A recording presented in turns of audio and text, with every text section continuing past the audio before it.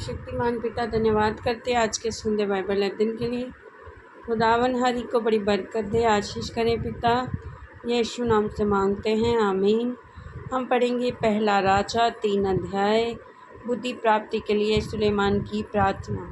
फिर राजा सुलेमान मिस्र के राजा फ़िरौन की बेटी को ब्याह कर उसका दामाद बन गया और उसको दाऊदपुर में लाकर जब तक अपना भवन और यहोवा का भवन और यरूशलेम के चारों ओर की शहरपनाह ना बनवा चुका, तब तक उसको वहीं रखा, क्योंकि प्रजा के लोग तो ऊंचे स्थानों पर बलि चढ़ाते थे और उन दिनों तक यहोवा के नाम का कोई भी भवन नहीं बना था। सुलेमान यहोवा से प्रेम रखता था और अपने पिता दाऊद की विधियों पर चलता तो रहा, परंतु वह ऊंचे स्थानों पर भी बलि चढ़ाया करता और धूप जलाया करता था।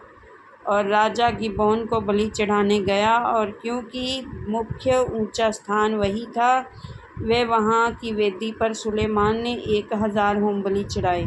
गिबोन में यहोवा ने रात को स्वप्न के द्वारा सुलेमान को दर्शन देकर कहा, जो तू चाहे मैं तुझे दूँ, वे मांग। सुलेमान ने कहा, तू अपने दास मेरे पिता दाऊद पर बड़ी कृपा करता रहा, क्योंकि वे अपने को तेरे सम्मुख जानकर तेरे साथ सच्चाई और धर्म से और मन की सिधाई से चलता रहा, और तूने यहाँ तक उस पर करुणा की थी कि उसे उसकी गद्दी पर विराजने वाला एक पुत्र दिया, जैसा कि आज वर्तमान है।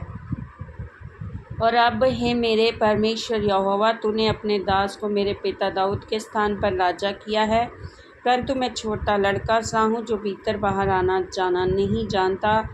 फिर तेरा दास तेरी चुनी हुई प्रजा के बहुत से लोगों के मध्य में है, जिनकी गिनती बहुतायत के मारे नहीं हो सकती।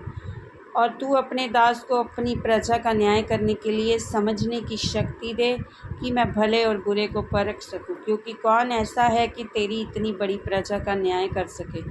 इस बात से प्रभु प्रसन्न हुआ और सुलेमान ने ऐसा वरदान मांगा है। तब परमेश्वर ने उससे कहा, इसलिए कि तूने ये वरदान मांगा है, और ना तो दीर्घायु, ना धन और ना अपने शत्रुओं का नाश मांगा है, परंतु समझने के लिए विवेक का वरदान मांगा है। इसलिए सुन, मैं तेरे वचन के अनुसार करता हूँ, तुझे बुद्धि और विवेक से भरा मन देता हूँ, यहाँ तक कि तेरे सामने ना तो कोई तुझसे पहले कोई कभी हुआ, ना बाद में कोई कभी होगा। फिर जो तूने नहीं मांगा था, धन महिमा वह भी मैं तुझे यहाँ तक देता हूँ कि तेरे जीवन भर कोई राजा तेरे तुल्य ना होगा। फिर यदि तू अपने पिता दाऊद के समान मेरे मार्गों में चलता हुआ मेरी विधियों और आज्ञाओं को मानता रहेगा, तो मैं तेरी आयु को बढ़ाऊँगा। तब सुलेमान जाग उठा और देखा कि ये स्वप्न था। फिर वह यरूशलेम को गया और यहोवा की वाचा के संदूक के सामने खड़ा होकर होम बलि और मेल बलि चढ़ाए और अपने सर्व कर्मचारियों के लिए भोज किया। इस वचन के द्वारा आपको ब्लेस करेंगे, आमीन। सबको जय मसीह।